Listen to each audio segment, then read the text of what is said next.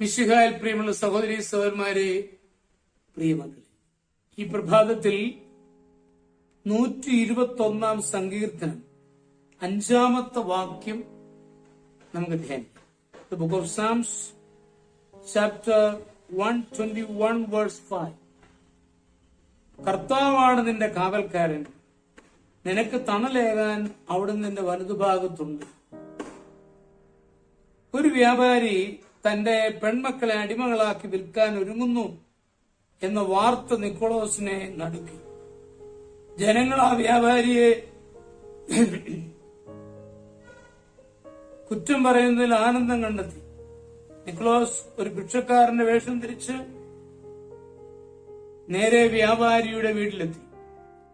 അയാൾ കാട്ടിയ അനീതിക്കെതിരെ ആഞ്ഞടിക്കാനാണ് നിക്കോളോസ് ചെന്നെങ്കിലും കച്ചവടം മുഴുവൻ പൊളിഞ്ഞ ആ വ്യാപാരിയുടെ നില ശോചനീയമായി. വീട് വലുതെങ്കിലും അതിൽ ഫർണിച്ചറുകൾ ഒന്നും ഉണ്ടായിരുന്നില്ല.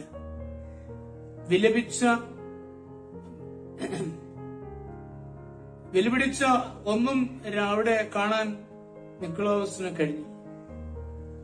എന്റെ വീട്ടിൽ ഭിക്ഷയ്ക്കായി വരുന്ന യാചകനെ അയാൾ കീർപ്പായിൽ സ്വീകരിച്ചു. പിന്നീട് തന്റെ സ്വകാര്യ ദുഃഖങ്ങളെല്ലാം അയാൾ ആ ഭിക്ഷക്കാരന്റെ മുമ്പിൽ നിരത്തി.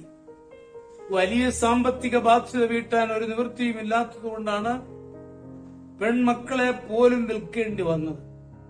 അത് പറയുമ്പോൾ അയാളുടെ കണ്ടമിടറുകയും കണ്ണുനീർ നിറയുകയും ചെയ്തു. ഇതെല്ലാം കേട്ടപ്പോൾ നിക്കോളോസിന്റെയും കണ്ണുകൾ നിറഞ്ഞു. പിന്നീട് ഭിക്ഷയാചി വ്യാപാരി അന്നത്തെ ആകെയുള്ള ഭക്ഷണത്തിന്റെ പകുതി തന്നെ നൽകി. ആ സാമ്പത്തിക വൈഷമ്യത്തിൽ പോലും തനിക്കുള്ളത് നൽകാൻ തയ്യാറായ വലിയ മനസ്സ് കണ്ടപ്പോൾ നിക്കോളോസ് സർവം മറന്നു. തന്റെ കയ്യിലുള്ള സഞ്ചി ആ ധനവാനെ ഏൽപ്പിച്ചിട്ട് ഭിക്ഷക്കാരനായ നിക്കോളോസ് നടന്നു. ആ സഞ്ചി തുറന്നു നോക്കിയപ്പോൾ വ്യാപാരി സന്തോഷം കൊണ്ട് മതിമറന്നു. അത് മുഴുവൻ സ്വർണ്ണ നാണയങ്ങളായി. അതുകൊണ്ട് കച്ചവടം നടത്തി അയാൾ പിന്നീട് നഷ്ടപ്പെട്ടതെല്ലാം തിരിച്ചു.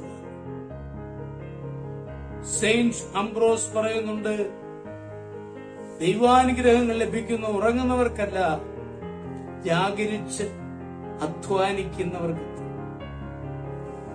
കർത്താവ് എന്റെ കൂടെയുണ്ട്, കർത്താവ് എന്റെ വലത്തുവശത്തുണ്ട് എന്ന ബോധ്യം ഹൃദയത്തിൽ സൂക്ഷിക്കുക.